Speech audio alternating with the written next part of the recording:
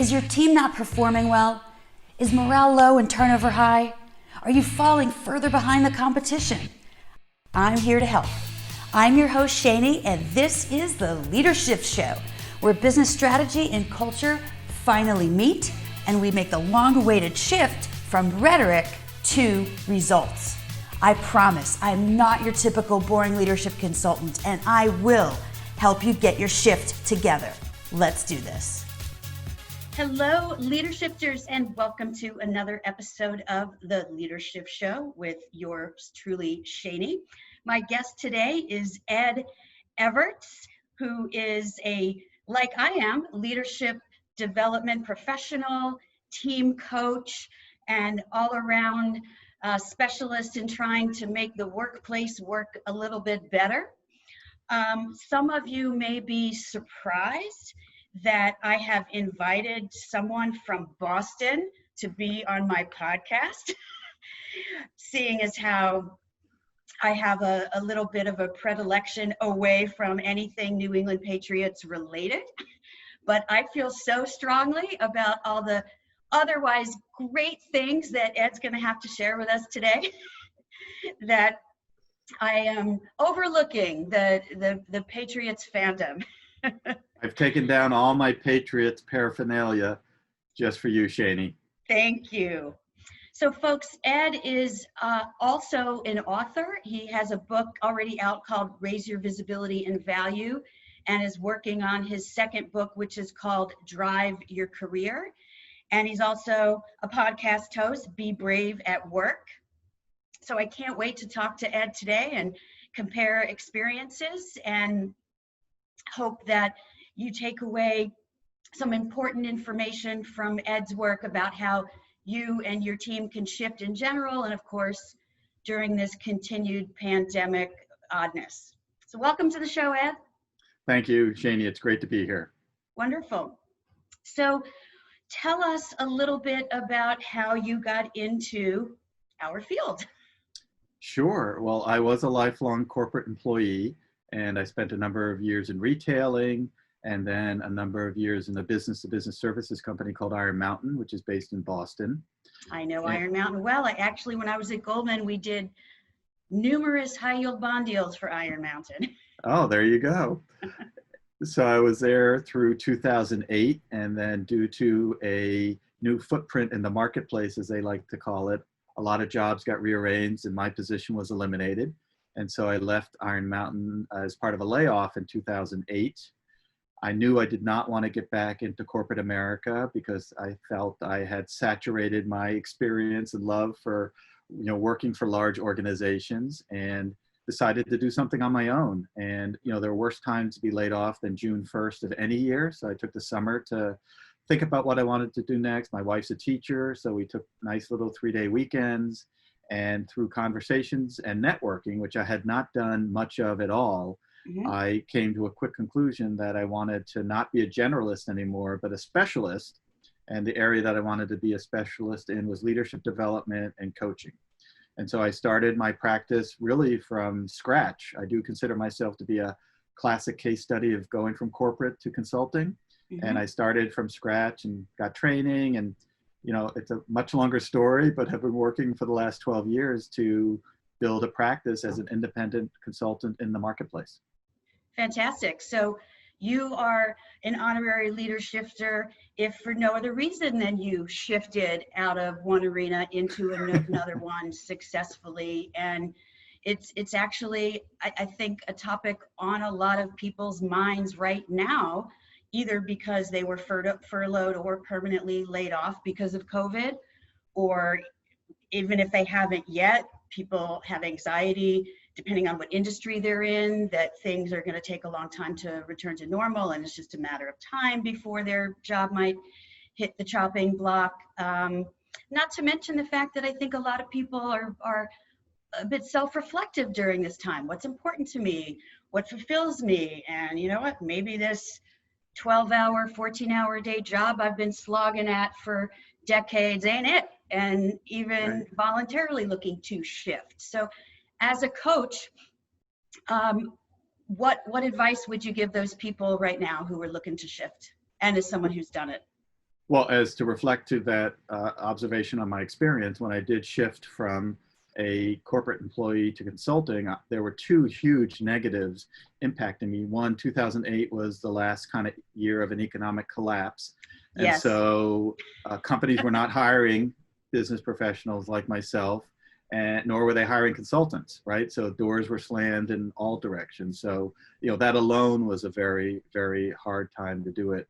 And secondly, I had never planned to start my own practice. So when I lost my job at Iron Mountain, I was shocked. I still remember the day my boss called me in and my performance review was due. And she said, Ed, I just wanted to let you know I haven't completed your performance appraisal, and I'm here to tell you today that your position has been eliminated. So I had no preparation, no clients, no business model, no website, nothing to start with. And that's why I took that summer to do it. So for those out there that are, either in that position or thinking about it, it's definitely possible if you have the commitment and patience to make it work. A lot of people think that success comes overnight, and certainly for some people it might, but they're really, the bell curve of life, that little part on the right side where success, they invented, Post-it notes and suddenly became a triple billionaire. Exactly. We call that the long tail on Wall Street. Yeah.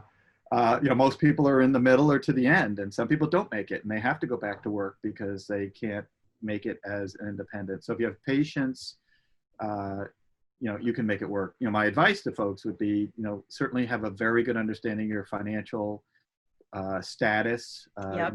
One of the reasons I was able to make it work is because I got a severance package from Iron Mountain. I did declare unemployment, so I collected unemployment for a short while, first time ever, but I figured I've been paying into it all these years. I might as well get something out of it. Absolutely. And I had a great spouse who said, Ed, if you are confident that this will work, I'm willing to enjoy the ride with you, but I just reserve the right to tell you at some point that it's not working.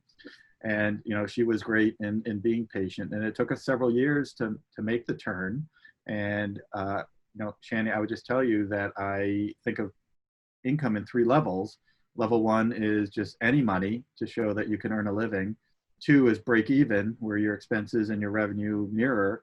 And 3 is savings, where you make enough money you can finally save. So it took me several years to get to that 3rd level, but again, with patience and persistence, we were able to get there. Absolutely. I think that's great advice. Like Rome wasn't built in a day, as the old cliche goes. And you're right, very few people are instant success stories. In fact, some of the biggest success stories in history actually are people who failed repeatedly before becoming a huge success, or have had multiple obstacles or stumbling along the way. Yeah, we see. I'd be remiss if I didn't comment on what the little detail you shared about coming in to get your performance review and being told that your job had been eliminated. Bad form. You should still get a performance review. I mean, for Christ's sake. That's a whole nother long story, and it was late as well, so it wasn't even on time. And I had asked a couple of times, hey, am I going to be getting my performance review? I'm working on it. I'll schedule some time. And I think in reality, the time was being spent on assessing what my role would be at the organization more than my performance review. But this is a classic example, and this is where you and I do a lot of work at organizations, because I've got a number of clients who either have never gotten, or once 3 years ago got a performance review. And the company talks about the importance of people and career development and feedback, and yet that's what they say, but then what they do doesn't mirror it. And this arena of providing feedback, whether it's conversational or numerical based, whatever it might be, doesn't exist in the world to the degree that experts like you and I might want people to believe. Absolutely. Feedback is a hill I will die on. I preach about it all the time because I think it's such a fundamentally important type of communication in the workplace that doesn't get executed well, if at all, and always errs. All right, always. I tell people don't use absolutes, and I just use the word always. So most times it regularly sort of errs on the constructive side as opposed to the positive side. And of course, positive feedback is just as important, if not more important. so that people know what they're doing well and continue doing it, etc., than the constructive feedback. So I share your passion for that, and sorry to hear that that's the situation you were in, but Well, onward and upward, right? onward and upward. But I would tell you, and I tell people this today, that on the day it happened, it was the worst day of my professional career. When I tell you I was surprised, I was completely surprised that that happened. 12 years later, I look back on it and it was the best day of my professional career. And I mean that sincerely, because sometimes I worry that if I hadn't been kicked out, I'd still be there. And the past 12 and the past Right. 12 years as an independent, helping different people with different situations and different challenges and working through all of that has been fantastic. So I regret that they didn't kick me out sooner, so Right. versus when they did. Yeah. Yeah. So folks, what you just heard is a mindset shift, by the way. It is. Right? It's significant. The worst day of my professional career to the best day of my professional career. And all it took was a little hindsight, right? Yeah. Yeah. Cool. So I am wanting to delve in on behalf of leadershifters to a few of the topics that you specialize in when you give keynotes or other trainings or what have you. And I know some of these are also chapters in either the existing book or the forthcoming book. So the first one I want to ask you about is work is like a poker hand, so you need to play it well. And if you would, before you talk about the nuggets of wisdom in that, share with the viewers and listeners what you shared with me pre-show about how, why poker, it was sort of prominent in your mind to frame the discussion. Sure. And I think prominent is a really good word, because I have been participating in an every other week, so twice a month, poker game with 6 friends for 23 years. So good. If you had told me in 1998 that I'd still be playing poker in 2020, I would have laughed and said, no, nothing ever lasts that long. That's not possible. But, the same 7 people, including myself, have been playing in this poker game for 23 years. So it's just been a phenomenal experience. And, so great. like a lot of ideas, I was experiencing something with my clients. And then I was sitting there one night playing poker, and the two came together. And the thing I was experiencing with my clients was this lack of recognition on their part about what they were experiencing in the workplace. And they were always trying to churn it and make it work or figure it out. And what I share with clients today is that, first you have to recognize, what kind of hand you've been dealt. And some people in a poker game get dealt a really good hand. Some people get dealt a really poor hand, but regardless of the hand you're dealt, all of us have 3 options. And option number 1 is to fold. And in a poker hand, you just put your cards down and bail out.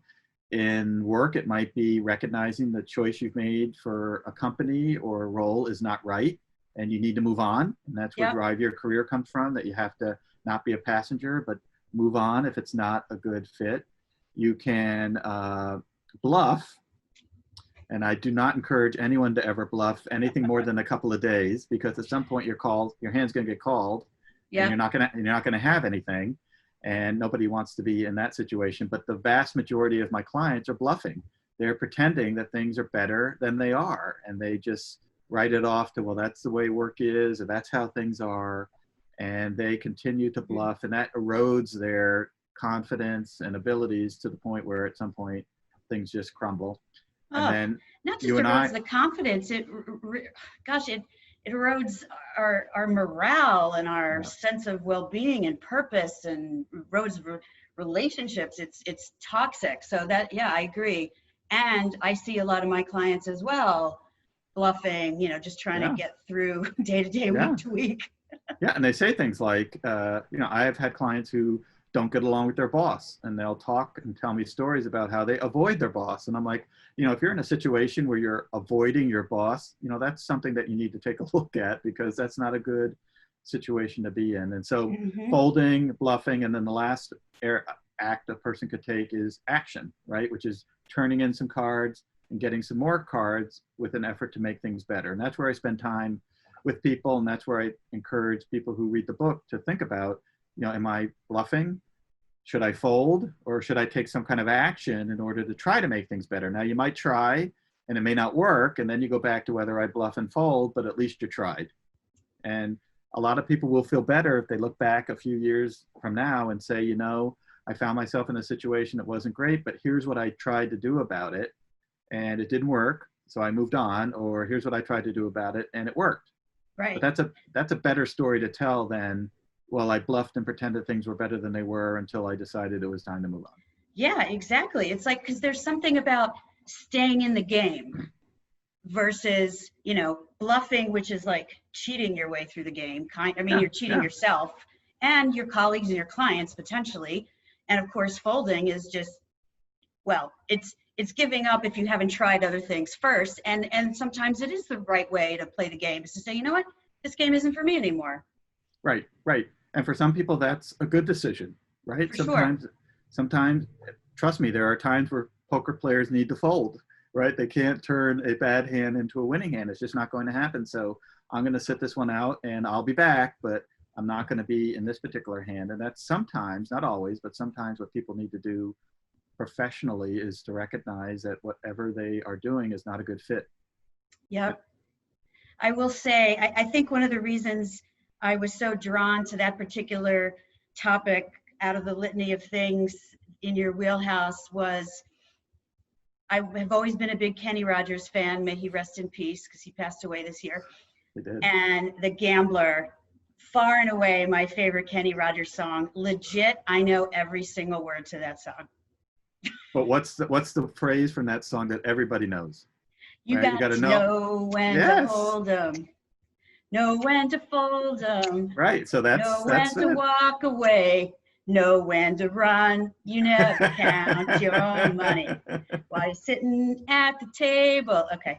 I know singing, not my specialty, but love that song. Well, musical interlude on your podcast. What's better than that? But that's Totally. the statement everybody knows from that song. If you were to say, hey, repeat a phrase from the Kenny Rodgers, The Gambler, most people would say you got to know when to hold, know when to fold, right? And that's true for business professionals, that you have to know when you've got something good, and that's a whole career development experience. Or, you know what, this place just isn't a good fit, or I don't like the culture, or things aren't what people told me it would be like, and I've got to either change it or move on. But I'm not going to sit here year after year as a passenger and have a bad experience. Absolutely. So let's shift to talking about working with teams, which is another area that you and I align on and both enjoy. So I'm curious, sort of what shifts you're seeing among the teams with whom you work, either coaching or consulting, as a result of either COVID or the George Floyd situation that that is just in the atmosphere of the entire country right now, and anything else that you might be seeing that is causing shifts in the way your teams are showing up and what they need from you. Well, most teams are going through significant changes that they could never have anticipated ever in their lifetimes, right? So those, in my mind, the big three of the coronavirus, the racism, George Floyd type situation, and the economy, right? Yes. The layoff number, right? Those three things, people are either worried about, can I go back to work, or will I have a work to go back to, right, is significant. And so most people have shifted, I think, fairly organically to a Zoom-based world. And I know there's multiple platforms, but everybody likes the Z word, so Zoom type platform. And work that I've been doing with clients is how to facilitate conversations, both technically. So Zoom has little features you can use. Microsoft Teams has features you can use. Google Chat, I think it's called, has features, right? So they all have little features you can use, because you want to ensure that if you're hosting a meeting that you're not delayed due to technical disruptions, because that can lower energy and people get distracted, etc. But how can you facilitate the meeting in a way that's technically excellent? And then also, how can you ensure that the topics you're talking about kind of fit, and that you are ensuring more than ever that you're listening to people? And this is one of the challenges many leaders have, because if I said to a leader 6 months ago, I think it's important that you listen to people more. So let's come up with a strategy on how you can walk the floor and, let's say you talk with 2 people a day, et cetera. Now it's, well, Ed, how do I do that? Right? I don't even know everybody's phone number. I don't, right? So we're attempting to figure out, how they can stay connected, but more importantly, is how they can listen to people more, because people have a lot to say right now, probably Yes. more than ever, about what either they are experiencing or what their perceptions are of what's going on. And, I think, and I know you think, that even though we haven't worked together before, that listening is a huge leadership trait. And now you have to listen more than ever. Absolutely. And I always say listening is a full body experience. It's not just the ears, right? We're listening with our eyes, we're listening with our hearts, we're listening with our guts, we're listening with our brains. And I think not a lot of people listen that holistically. They hear, maybe, but they're not listening. Mm-hmm. And which is why it is so important to do some of these meetings over Zoom. And I get Zoom fatigue and all that. And of course, I encourage people to do walk and talks and so forth, to get outside and all that. And people have to be able to pick up on the nonverbals and the body language and the other cues in the environment to really be listening, because not everybody is a verbal communicator. Yeah, some people don't like this new environment, because now, when we look at Zoom, if I had 25 people on the screen who are part of my team, I can see them all.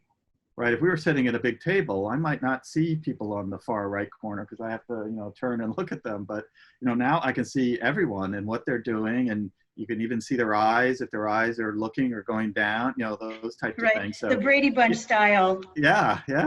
So it creates discomfort for a lot of people who don't want to be in the spotlight. And the other thing I just want to add about listening, and especially as it pertains to Zoom and working virtually, is brevity. I encourage people all the time to say, especially when you're talking with people via electronics, you have to be briefer, because we all, and this is true, I think, for me, it's true for people I know, once you start talking, your interest level starts to diminish. Unless you're telling me something that's, I've asked you about, and I'm right. But if I say, hey, can I talk to you about something? I'll say, sure. But as soon as you start talking, I am getting less and less interested in what you're saying. So you have to be brief and pause, ask for feedback, ask for steps or action items, et cetera. But you want to make sure that you're moving it along in a very brief but effective way. Absolutely. And the perfect topic to dovetail with that is, I know a chapter in your old book is called The 3 Conversation Styles for Your Workplace. And you had shared with me before the show that you're actually either reworking that chapter or doing an addendum or a whole nother chapter on how that translates to virtual. So tell us, what are the 3 conversation styles? And what's important for each one, and what your initial thinking is, at least, on how to adapt it for Zoom land. Right, for Zoom Mania. So my first book is called Raise Your Visibility and Value. And I think, as I had mentioned to you earlier, that a colleague of mine had suggested that I go and do a second edition where I add a chapter called Virtual Visibility and Value. Really overuse the V's, but virtual visibility and value. That's not something I ever even thought of when I was first writing the book. And that, you talked earlier about a mind shift change. I think back and I'm like, how did I miss that? How did I even not think that, all visibility and all value is in person, right? That even then, back, a few years ago, people were using Zoom, and it's not like it was just created yesterday, right? So, looking at virtual visibility and value, and in that book, I've identified 7 visibility indicators. And so the chapter is going to be, how do you take those visibility indicators and transition them to a virtual type world? Okay. In the book also, I talk a little bit about the 3 conversations, and essentially that's just a reminder to folks that anytime that you have news you need to share, updates about the organization, some type of announcement, some type of request or favor, et cetera, that the way you structure your conversation to your boss, to peers and to subordinates needs to be different. And that the way that you share with your boss an update that impacts the business may be different than how you share it with peers. It may be different than how you share it with subordinates. And too often, people think of one message and they tell everyone. And of course, it doesn't sit correctly with all of them because they needed to hear it a little bit different. Their priorities and needs are different. So, for example, I have a client company that does insurance for towns, and it's a privately held company. The company is owned by one man. Well, I can guarantee you the conversations I have with him are significantly different than the conversations that I have with subordinates that report to him. Sure. Now, I'm not suggesting you lie or not be honest and transparent about stuff, but how you frame it, how you enter it, how you share it just needs to be thought through effectively and done just a little bit differently. Absolutely. I mean, it's no different than a marketing strategy, right? Because you're sharing a message to influence, even if what you're trying to influence is awareness, right? And someone who's running the business and has his or her eye on bottom line profitability, let's say, or sales metrics or whatever, has a different come from than the peers versus, team members who report to you. So I think that's really important. And I agree, a lot of people miss that. And it can just be a shift in nuance with the messaging, but taking the time to do it is very well worth it. I agree. And in terms of the virtuality of those three messages, we talked just a minute ago about brevity being important. What else are you simmering with as you write the new chapter? I like that word simmering because I am in the middle of writing it. So I haven't fully thought through, candidly, all of the aspects as it relates to the 7 visibility accelerators, although I would tell you, and some of it, is very, very simple, which is if you have a message that you need to share with all those audiences, share it with each audience, but separately, right? So like you and I, hey there, a guest on our show. Yes, this is TJ. He likes to be a guest on the show from time to time. He doesn't realize that we're recording, and he just climbs up and leans on the computer. Why do cats love computers? It's like every time someone has a cat, it crawls across the screen right in front of everyone. Totally, because it's like they want to be the center of attention when you're ignoring them. That's why. Right. And then when you're looking to play, they're like, "Speak to the paw, lady." Gotta love it. Gotta love it. So going back to just the simplicity of it, one-on-one with your boss, right? Not with others there. With peers, it's either one-on-one or the group of them all together, because also a common message is critical, right? You don't want to have a message you need to share with people, but you inadvertently change it every time you talk to a peer, and then 2 peers are talking and they're like, well, that's not what I heard, right? So you want to ensure that your message is very common.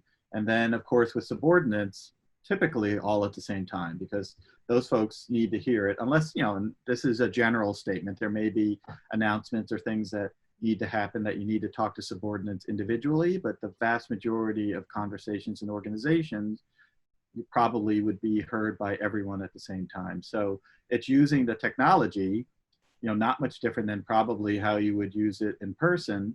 It requires a little bit more administrative work, but having the conversation either one-on-one, one to many, or one to the whole group. Right, got it. So tell us about the new book, which I believe is called Drive Your Career. It is. What was the impetus, and what are you most excited about? So it is called Drive Your Career. And the impetus was really my 12 years as a leadership and team coach working in the market. And I began to notice, as I'm sure you do, that there are messages or topics that come up again and again and again. And, I had one of those shower moments where I'm like, why do these same things keep coming up? And I'm not bringing them up. I'm not saying, oh my God, there's things that I want to say to everybody that I talk to, but just based on their situation and what they're experiencing, one of them or 2 of them or 3 of them would always pop up. So I decided to write them down. And then once I wrote them down, I said, you know what, I need to get the word out. and share with others these 9 things that people need to do to really take responsibility for their own success. And that's where driving your career comes from. You may have a driver, but most people don't have a driver. Most people drive themselves. Yes. And if you're not thinking about what you want to do, where you want to go, what your next steps are, and how you get there, the likelihood is that you'll be a passenger. And someday you're going to just end someplace that you never intended, doing something you never wanted, or doing it for too long. And it may be too late to do something about it. So, essentially the impetus was 9 topics, ideas, suggestions that I have shared with clients over the last 12 years. One of which, of course, is that your workplace is a lot like a poker hand, to help them take more ownership for their success. Okay, good. And what's your other favorite of the 9 tips in the book?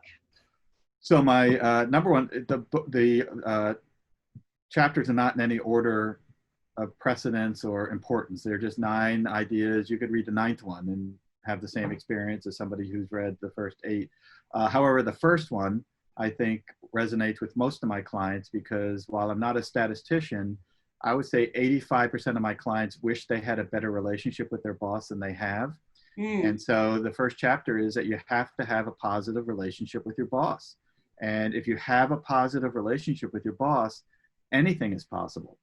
If you don't have a positive relationship with your boss, there's always that third thing in the room, you, your boss, and this thing that's between you that complicates progress, because your boss is always feeling like something's missing or something's not right. This thing is getting in the way. So ensuring that you have a positive relationship with your boss. And for folks who don't or wish it was better, the book includes some tips and ideas on how to manage the future. You can't change the past. But if you say, you know what, I could have a better relationship with my boss and I need to do something about it. Here's some things, here's some ways to make progress. Absolutely. So what do you say to a client who says to you, my boss is just an asshole and there's no way to have a good relationship with him or her? So I can't imagine I told anyone you I ever curse saying on my that. show. Well, no, it's not that. I just can't believe anyone would ever say that. No, I mean, that's what a lot of my clients, not a lot, but many of my clients would say about their experience. So, the first thing we would talk about is, well, what have you done to manage that relationship? And, oftentimes both parties are guilty to some degree, right? People tend to set themselves up as, the one that does everything right, and their boss is the evil, cruel person who never does anything right. And I think the two can be a little bit mixed. But so what have you done? Make sure there's a clear understanding about that. Most of my clients would say they've done little. And then what can you do? And, this goes back to the 3 choices you have, because your workplace is a lot like a poker hand. It's not bluffing that you like your boss and don't. It's not leaving because you have a good employment experience. It's taking steps in order to make good progress. And one of the things I tell clients they should always do is, there's our sponsor, is to ask their boss what I call the $1 million question, which is, what's 1 or 2 things I could do differently to be more effective?